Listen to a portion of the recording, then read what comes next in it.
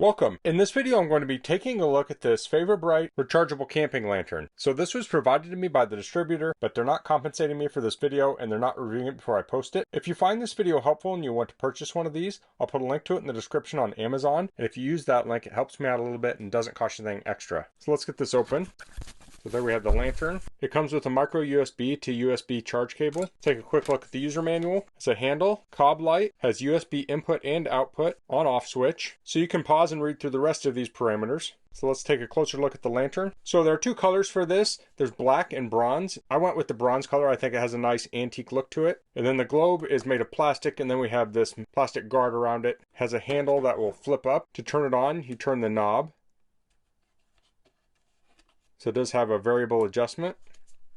And then the bottom will unscrew here. And that gives us access to the battery. So it has an 18650 cell. So that's a rechargeable lithium battery. Then if we go to the back side, we see a micro USB port and a USB-A port. So the micro USB is for charging it. So let's try that. So I'll plug in the included cable. And you can charge this using a USB charger. So that could be a phone charger, a wall outlet with USB, could be a car or RV charging port, a battery pack solar panel. There are many options for charging this. So it's currently charging at 0.46 amps. So the rate of charge can vary depending on the state of charge of the battery. So this also has a USB-A port. So you can use this as a portable power bank. So you can use this to charge your phone or other devices. So I'm going to turn the light off so we can see what the light looks like. So I'll turn it on low. So this is the lowest setting here. So I can kind of read this paper, but it's not super comfortable for me to read. So I'll turn it up. Let's turn it to the high setting. Okay, so now it's on high. So since this is a vintage style lamp, it has these bars here and you can see it casts shadows on the paper. And if I don't want to read with those, I could just turn it and angle it so my paper's in the part without the bars. And the further you get away, the less likely you're going to have that. But at this brightness, this is very easy to read. So I can lift this up here and I can read the paper. And when the lantern's directly over the paper, it's in the shadow.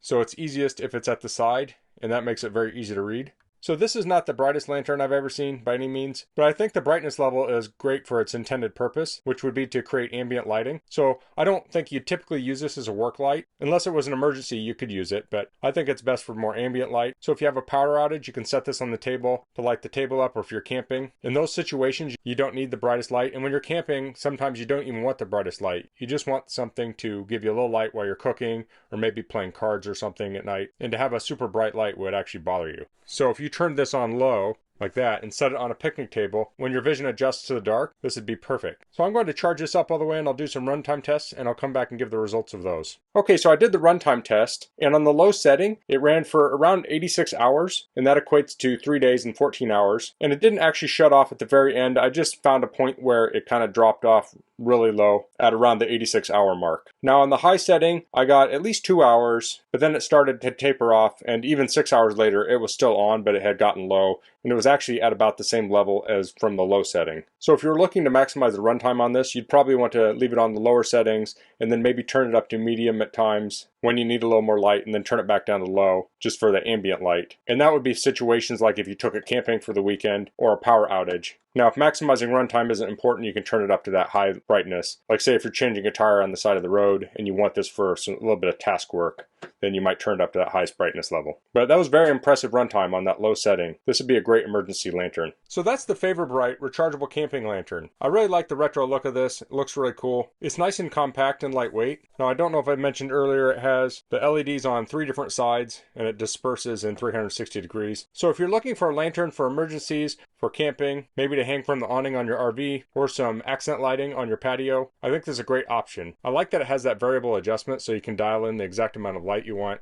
And I like that it has a nice low setting, because oftentimes at night when I'm camping and such, I don't want a really bright lantern. But then you can turn it up and it has a decent amount of light, say if you're cooking dinner at night. And also it has this nice handle too, so you can easily hang it up. And this would be a perfect lantern for inside of a tent too, because this is very lightweight, so you could hang it from a hook from the top of your tent. So that's all I'm going to cover in this video. If you have any questions, please leave them in the comments. If you like this video, please click like. If you haven't subscribed to my channel, I'd appreciate if you could do that. And thanks for watching. Until next time, goodbye.